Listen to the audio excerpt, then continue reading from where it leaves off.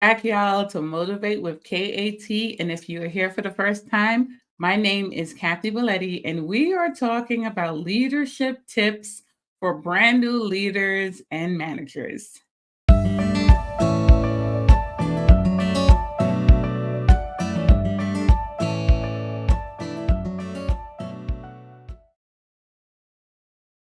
All right, so the first thing, some of you might have been like me, where when I got into my first leadership role, I already started to take on those leadership responsibilities because I knew exactly where I wanted to go.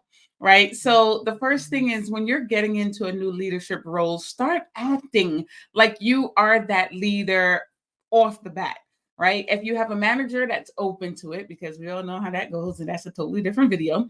Right. If you have a manager that really believes in your potential, start asking to run meetings, start asking to learn payroll, everything that you know that you're going to have to learn in your leadership role. Start taking on those responsibilities now so that it's an easy transition. Do not make the same mistake that I made when I was first a leader.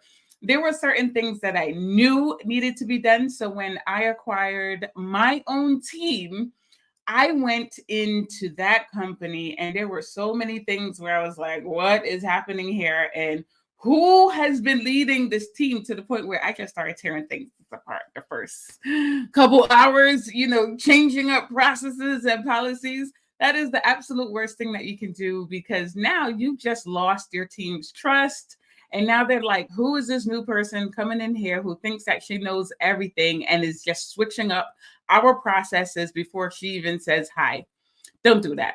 Instead, your very first week in a new role, especially if you're in a new building or a new organization, it doesn't matter what you're seeing. Take that opportunity to take notes. Use your very first week to just observe, observe, and observe. Because now, your second week, you'll be able to tell your team members, hey, this is what I've seen take place in my first 5 days. And these are some of the suggestions that I have. All right. So observe, take a look at what the team is doing. Look at the business model. Are there things that are working? Are there things that you are seeing disastrous happening? Especially in higher education, it's pretty easy to pick up on these type of things if you're an enrollment leader. If you go in your first week and you're realizing that the team is on the phones all day long, but nobody's coming in for appointments, or you're seeing students walking through the doors all day long, and yet still you're not seeing anybody walking out with an application, nobody's enrolling. These are the type of things that you can pick up on immediately.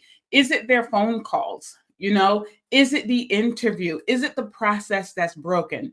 So your very first week, all you want to do, as hard as it may be, is sit back, observe, take as many notes as possible, and learn as much as you can about the team and the environment.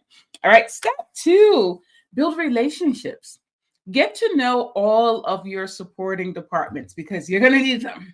All right, sometimes you may step into a brand new role that has been extremely toxic for a long time. And I have been there myself. It's not the easiest types of environments to overcome.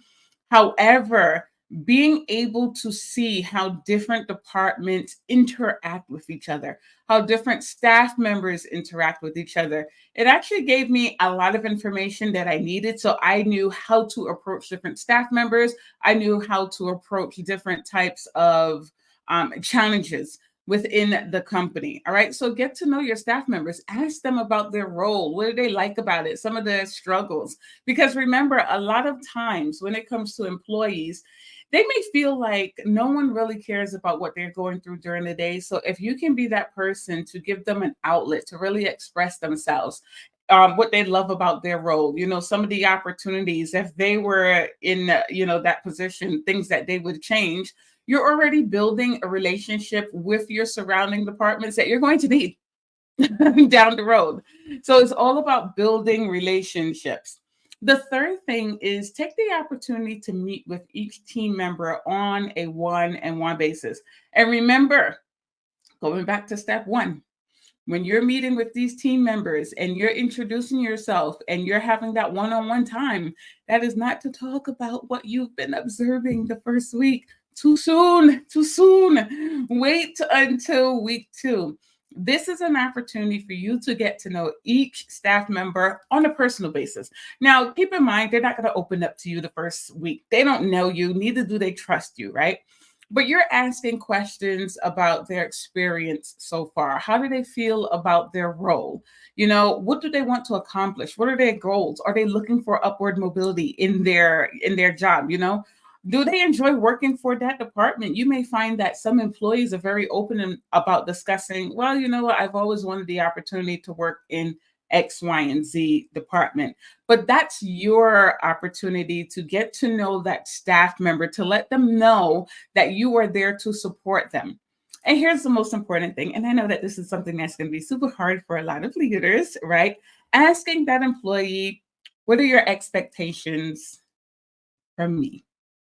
And I know it's hard because some of you do not want to know the answer, especially when you've been seeing a crap show for the first week. The last thing you may be thinking is, what do you need from me? I have an entire scroll of things that I need from you guys. It doesn't matter.